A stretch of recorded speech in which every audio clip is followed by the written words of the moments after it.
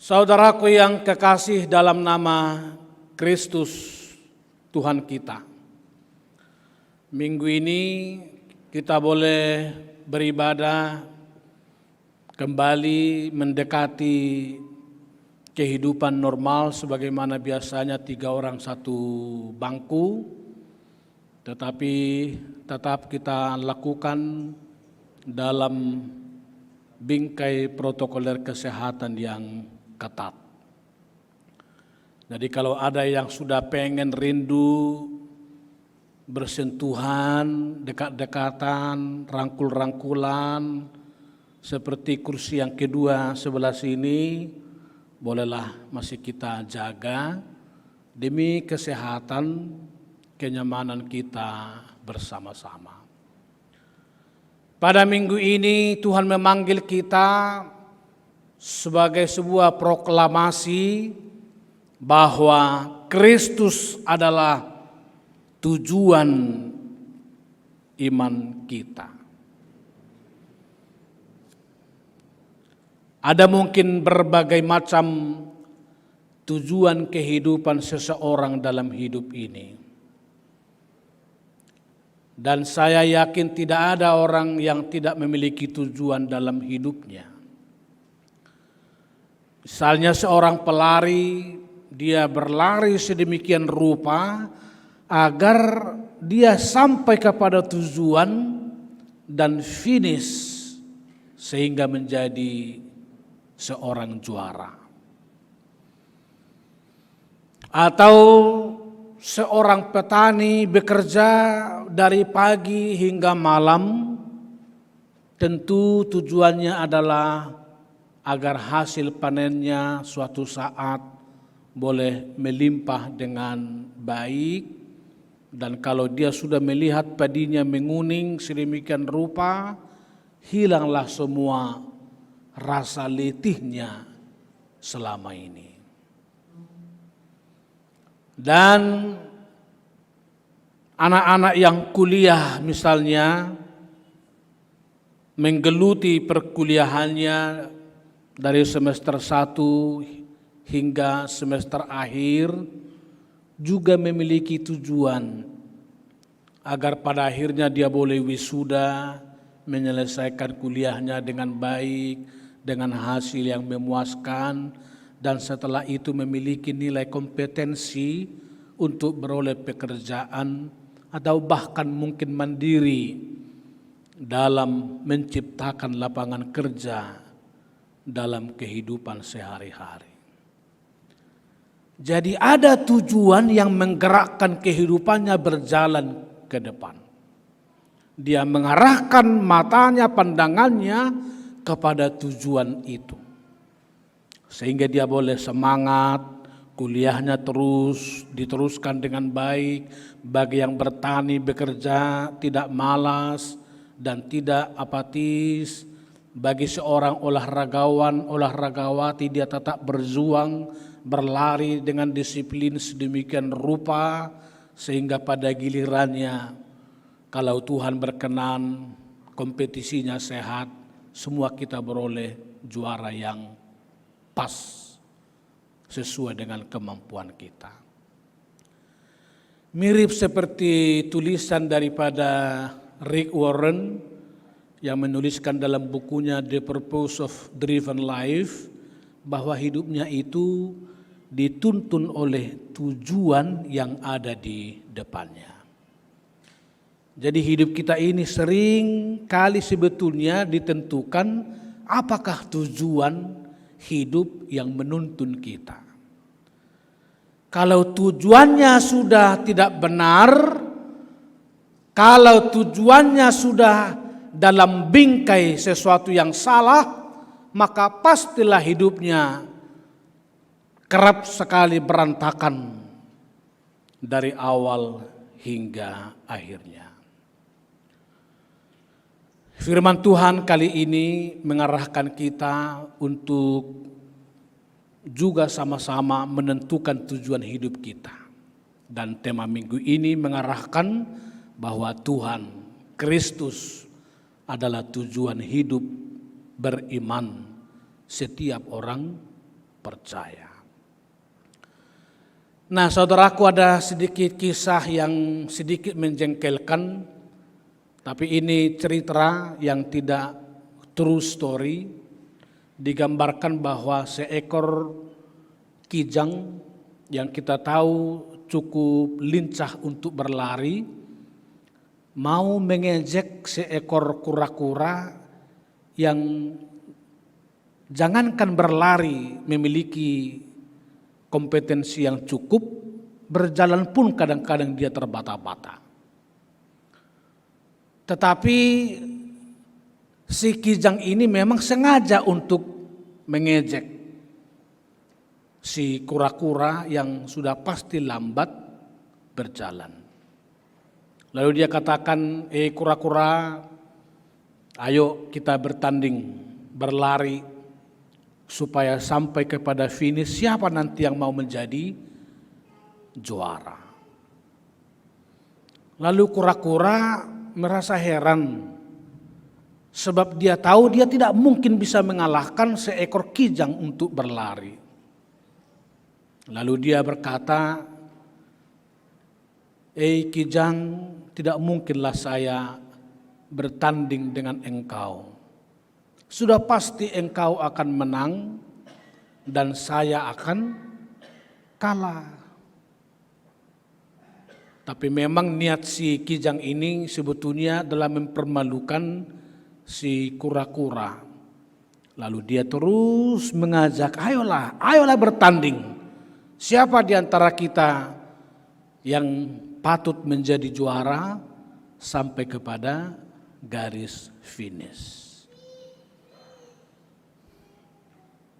Akhirnya dengan semangat, meskipun bukan karena tertarik kepada garis finishnya, si kura-kura ini menerima tawaran dari si kijang.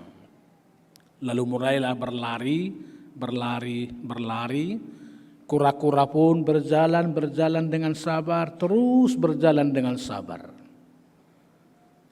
Di akhir cerita, sudah mau dekat si kijang ini kepada garis finish, dia melihat kok jauh amat si kura-kura ini. Lalu dia lihat ke belakang, ternyata masih jauh. Lalu dia mikir, tinggal sebentar lagi saya akan menyeberang ke garis finish, bolehlah saya menunggu si kura-kura ini. Lalu dia istirahat, berlindung di bawah pohon, dan karena sudah lelah dan capek, akhirnya tertidurlah si kijang ini. Tanpa dia sadari, pada masa dia lelah dan tertidur, si kura-kura ternyata sudah melewati dia. Siapa yang menjadi juara? Lalu berubah. Yang awalnya kijang berpikir dia pasti juara, tetapi karena lalai, karena tidur, karena congkak, karena sombong, sebaliknya kura-kura meskipun dia tahu dia terbatas, dia sabar, dia tekun, dia terus berjalan sedemikian rupa, maka jadilah si kura-kura menjadi yang pertama meraih garis finish. Saudaraku yang kekasih, dari gambaran kisah ini kita melihat meskipun seekor kijang memiliki bakat yang luar biasa, tetapi kalau dia melakukan sesuatu itu dengan kesombongannya, dengan kepongahannya, dengan kecongkakannya, dia tidak sampai kepada tujuan yang dari awal. Sebaliknya seekor kura-kura yang sekali lagi berlari tidak mungkin, berjalan pun lambat terbata-bata, namun karena semangat juangnya sangat tinggi, dia lakukan perjalanannya dengan sabar, maka dia juga sampai beroleh pada tujuan. Bahkan mengalahkan orang yang menganggap begitu gampang untuk meraih garis finish yang dia rancang. Saudaraku yang kekasih, kurang lebih seperti itulah satu analogi bagaimana kita orang percaya sekarang mencapai tujuan iman kita. Ada banyak orang yang sombong dalam kehidupan berimannya, tetapi kadang-kadang di tengah jalan dia hancur oleh kesombongannya. Sebaliknya ada orang anak-anak muda tidak begitu pintar bernyanyi, tidak begitu banyak hafal ayat baca Alkitab, tidak begitu pintar untuk menjelaskan firman Tuhan, tetapi sedikit dia tekuni, terus dia tekuni. Dari hati yang paling mendalam, dia sampai kepada tujuannya. Tidak sedikit juga di masa modern ini, orang yang kelihatan sangat rohani, orang yang kelihatan sudah hampir-hampir sampai dengan surga, tetapi banyak dari antara mereka hidupnya kandas di tengah jalan. Mudah-mudahan kalau di antara kita para pelayan-pelayan yang sudah memberikan hatinya untuk Tuhan, betul-betul menjadi daya dorong bagi kita untuk meraih tujuan iman kita, yakni Kristus Tuhan kita. Seperti itulah kurang lebih Rasul Paulus dalam teks yang kita baca. Kalau kita simak ayat 4 sampai ayat 6, pertama-tama Paulus menunjukkan kehebatannya. Kehebatannya yang sangat tidak tertandingi terhadap orang-orang yang Kristen pada awalnya dalam sejarah gereja. Tetapi kita tahu dalam kitab Kisah Para Rasul, dalam perjalanannya ke Damsyik, Yesus menunjukkan diri kepadanya dan saat itu menjadi buta. Dia tidak memiliki daya apa-apa, kehebatannya tidak memiliki arti apa-apa dengan bertemu dengan Kristus. Sehingga Yesus berkata, pergilah engkau ke Ananias. Ananias akan meletakkan tangannya atasmu, lalu engkau akan beroleh kesembuhan. Ini kiat pertama. Kalau kita simak ayat 13 sampai 14, mencapai tujuan yakni Kristus, pertama-tama kita berani melupakan apa yang telah ada di belakang kita. Ini pertama, melupakan apa yang ada di belakang kita. Melupakan masa lalu. Melupakan masa suram yang mungkin pernah kita alami dalam hidup ini. Tuhan menggerakkan kita untuk meninggalkan itu semua. Supaya tidak masa lalu yang mengatur kita hidup berjalan melangkah ke depan. Apalagi mungkin sebagai anak-anak muda, sebetulnya ada kalanya kita memang sulit melupakan masa lalu ini. Salah satu barangkali melupakan, ya katakanlah melupakan mantan gitu ya. Mantan kekasih, mantan pacar, mantan lain-lain, mantan si doi, susah melupakan. Kalau kawannya mengatakan, kenapa kamu lama-lama mengingat itu, lupakan saja. Lalu kita akan menjawab, karena engkau bukan merasakan sakitnya tuh di sini.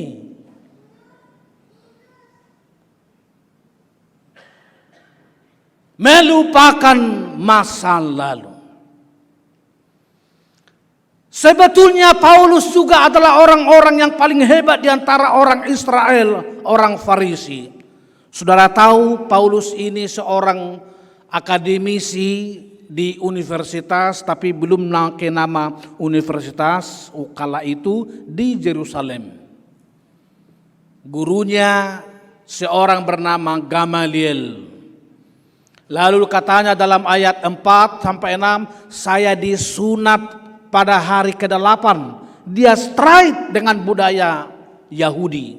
Tidak ada sedikit dalam dia. Aku berasal dari suku Benjamin. Saudara tahu Israel itu 12 suku, 10 suku di Israel Utara beribu kota dengan Samaria, dan 2 suku di Israel Selatan beribu kota di Yerusalem, yakni suku Yehuda dan suku Benjamin. Kenapa Paulus mengatakan dia berasal dari suku Benjamin? Karena 10 suku yang di utara semua sudah hancur dan terbuang ke Asur. Identitas mereka sudah hancur. Mereka sudah pada nikah kawin campur. Tidak lagi jelas yang mana Yahudi, yang mana Samaria. Karena darahnya sudah bercampur. Tetapi Paulus mengatakan, aku orang Benjamin. Orang Israel asli. Darah bapakku orang Israel.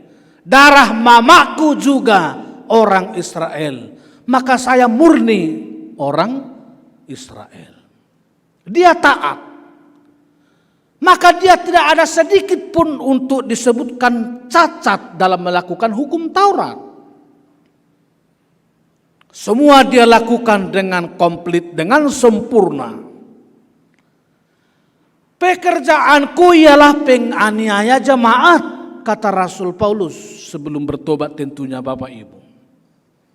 Karena kita mengetahui bagi tradisi agama Yahudi, siapa yang sungguh-sungguh melakukan agamanya, salah satu tanda bahwa dia setia, dia harus memusuhi setiap orang yang percaya kepada Kristus.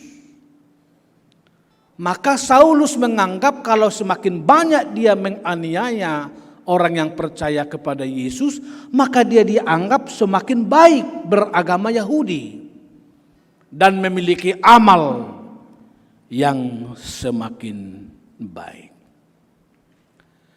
Nah, saudaraku yang kekasih, coba kita kembali simak ayat 8. Apakah kata Saulus di situ? Dia mengatakan ayat 8. Malahan segala sesuatu ku anggap rugi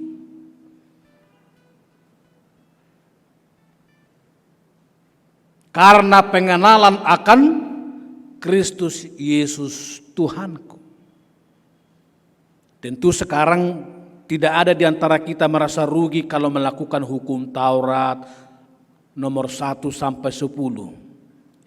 Kita harus juga melakukan itu. Tetapi kalau dia sudah memiliki pertemuan dengan Kristus, tidak ada lagi orang yang bisa menganggap orang dia hebat karena melakukan hukum Taurat. Dia mengatakan menganggap rugi. Nah, dalam kalimat berikut, oleh karena dialah aku telah melepaskan semuanya itu dan menganggapnya sampah. Ini kata sampah dalam bahasa Yunani disebut dengan skubala. Mirip dengan H2S bagi orang-orang yang ahli kimia. Apa yang dimakan, yang dibuang itulah skubala. Dalam bahasa Batak disebut dengan orbuk-orbuk, rapan-rapan, sampah yang tidak memiliki arti apa-apa. Berhadapan dengan Kristus, segala perbuatan yang baik, tetapi bukan karena ketaatan kepada Tuhan, Saulus mengatakan dia menganggap rugi. Dan menganggapnya sebagai sampah yang tidak memiliki arti apa-apa. Saudaraku yang kekasih, melupakan apa yang ada di belakang kita. Sesuram apapun masa lalumu, mari kita melupakan, meninggalkan masa lalu kita yang pahit. Lalu mengarahkan diri kepada Tuhan yang setia memberkati kita. Kalaupun juga ada mantanmu yang menyakitimu pada waktu-waktu yang lalu, janganlah terus berlama-lama mengingat-ingatnya. Tentu banyak juga rumah tangga yang berantakan kalau seorang laki-laki masih terus mengingat mantannya 10 tahun yang lalu, ber-WA-WA-an sampai malam. Atau sebaliknya juga perempuan seperti itu. Kadang-kadang dia membayangkan suaminya adalah mantannya yang dulu, atau istrinya menganggap mantannya yang dulu. Padahal memang tantangan kita kadang-kadang kalau berumur 40 tahun, 50 tahun, ada rasanya secara manusiawi pengen kembali bertemu dengan mantan pacar kita. Tetapi itu semua akan menambah keruwetan dalam hidup berumah tangga. Ya Bapak Ibu, kalau ada suami di rumah yang masih gemar ber-WA-an dengan mantannya, mungkin perlulah berdoa khusus juga untuk mereka seperti itu. Melupakan apa yang ada di belakang kita. Ingat peristiwa Lot. Itu salah satu contoh kisah dalam Alkitab. Resiko kalau orang tidak bisa melepaskan tambatan hidupnya dari masa lalu, berjalan pun tidak maju, mundur juga tidak maju, kecuali hidupnya tertancap dalam batu garam, tiang garam yang mati membuat dia untuk selama-lamanya. Maka enak juga dalam bahasa Batak buku ND kita itu referennya itu. Hutundal honma na dipudiki Yesus mahaposaki diharoronai. Ini pertama, melupakan apa yang ada di belakang kita.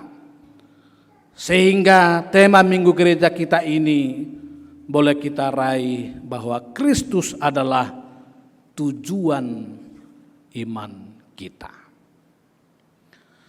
Tetapi yang kedua, setelah kita melupakan masa lalu, kita diminta mengarahkan diri ke depan, menghadap kepada Kristus. Ini mirip seperti peraturan baris berbaris waktu di SD atau SMP atau SMA, balik kanan, maju jalan.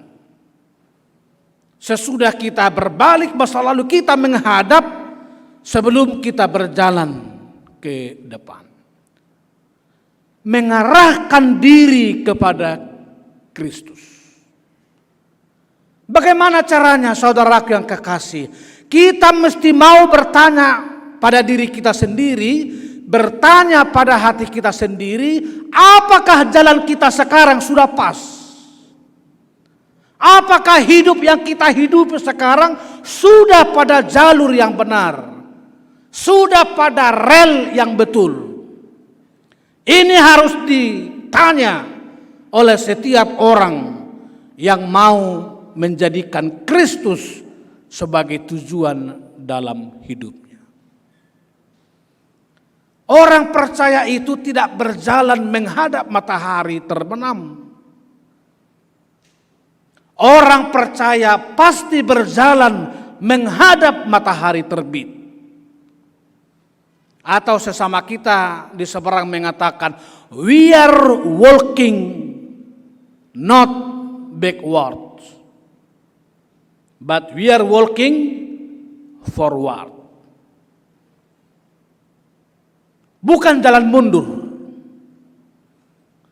Tetapi banyak para motivator mengatakan sekarang kita mesti melangkah kepada level yang berikutnya.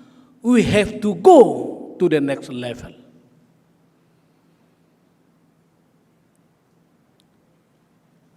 Saudaraku, menarik bagi saya ayat 12 sampai 13. Coba kita simak kembali sekali lagi, bahwa di situ disebutkan Tuhan yang menangkap Saulus. Memang awalnya Saulus berupaya menangkap Kristus, mengejar Kristus. Kalau dia bisa menangkapnya, tapi apa yang terjadi? Aku pun telah ditangkap oleh Kristus Yesus. Jadi bukan kita yang menemukan Tuhan Yesus, bukan kita yang menangkap Tuhan Yesus. Kristuslah yang menangkap dan menemui kita dalam hidup ini. Sehebat-hebatnya hidupmu, sekudus-kudusnya kata-katamu dan perilakumu, engkau tidak pernah dapat meraih Kristus dalam hidupmu kecuali Kristus yang menemukanmu, yang meraihmu, yang menangkapmu menjadi anak-anak Tuhan dalam hidup ini. Saudaraku yang kekasih, tentu bisa terjadi berbagai cara bagaimana Kristus menangkap kita dalam hidup ini. Kepada Saul misalnya, Paulus menyadari bahwa Kristus itu telah menangkap dia saat perjalanannya di Damsyik. Kata Yesus, "Saulus, kenapa engkau mengejar saya? Kenapa engkau menganiaya saya?" Lalu disitulah Paulus menyadari bahwa sesungguhnya di Damsyik itulah Kristus telah menangkap kehidupannya. Dalam hidup sehari-hari pun kita perlu menyadari di manakah dan kapankah Kristus sebetulnya telah menangkap kita, meraih kita, menemukan kita menjadi anak-anaknya. Sebetulnya ini perlu kita sadari bersama-sama. Ini satu kisah seorang gadis yang cinta berat, cinta mati dengan seorang laki-laki tapi beragama lain. Lalu ditentukanlah kapan waktu mereka akan menikah dan pesta, dan keluarga bercakap-cakap berapa sinamot yang akan diberikan oleh pihak laki-laki. Ternyata mengecewakan, sinamotnya tidak setuju, paranak dan perboru. Lalu laki-lakinya sakit, sehingga semua pesta ditunda, dan percintaan mereka juga gagal, kandas di bawah sinamot. Dalam rasa kecewa gadis ini yang selama ini sudah lama meninggalkan gereja, iseng-iseng dia datang ke gereja beribadah. Tetapi meskipun awalnya dia iseng bergereja, tetapi dia memiliki ada perasaan yang tidak tergambarkan saat dia beribadah kepada Tuhan. Lalu dia menangis terseduh-seduh, lalu dia berkata dalam hatinya, "Ternyata Tuhan telah menangkap saya lewat ketidaksepakatan sinamot. Sehingga Tuhan mencegah saya untuk beralih agama kepada agama yang lain." Banyak cara Tuhan menangkap kita dalam hidup ini. Banyak juga para perempuan seperti itu yang sudah diharapkan menjadi suami idaman, tetapi entah karena banyak hal pemicunya, tidak sedikit juga yang kandas. Sehingga dia merasakan bahwa dia ditangkap oleh Kristus. Apalagi setelah misalnya pasangannya menikah, kedengaran misalnya menjadi seorang pelakor untuk perempuan terhadap laki-laki, atau laki-lakinya tidak setia kepada istrinya, bahkan melakukan mutilasi kepada istrinya, lalu saat itu dia merasa Tuhan menggagalkan saya dahulu, sebab Tuhan sedang menangkap saya, sama seperti Tuhan menangkap Rasul Paulus menjadi hambanya. Peristiwa Kristus menangkap inilah yang kedua, kita mengarahkan diri kepada Tuhan. Jadi setelah pertama tadi melupakan apa yang di belakang, kedua mengarahkan diri kepada Kristus, lalu yang ketiga disebut dalam ayat 14, berlari-lari kepada tujuan untuk memperoleh hadiah, yaitu panggilan surgawi dari Allah dalam Kristus Yesus. Mengapa disebut berlari-lari? Agar setiap orang move on dari tempat dia berdiri. Agar dia bergerak dari comfort zone-nya.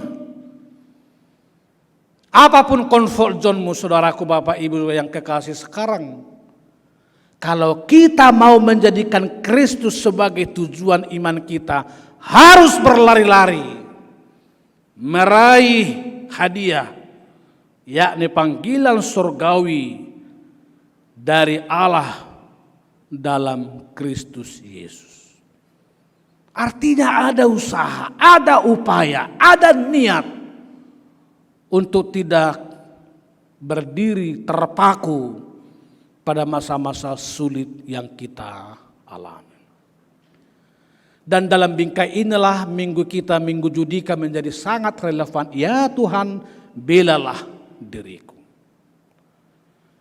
Saudaraku yang kekasih, tema minggu kita kembali menyerukan bahwa Kristus adalah tujuan iman hidup kita. Kita dapat tiba pada tujuan itu dengan pertama-tama berani melupakan apa yang ada di belakang kita. Setelah itu mengarahkan diri kepada Tuhan, menghadap wajah Tuhan, bertanya apakah jalan yang kita jalani sekarang sudah sesuai dengan kehendak Tuhan atau belum. Lalu ketiga, berlari-lari, meraih panggilan surgawi, hadiah yang kekal, tidak pernah berhenti, tetapi bergerak maju seperti menghadap matahari terbit tadi, meninggalkan masa lalu meraih masa depan yang cemerlang di hadapan kita bersama-sama dengan Kristus. Tuhan memberkati saudara, memberkati kita sekalian. Amin.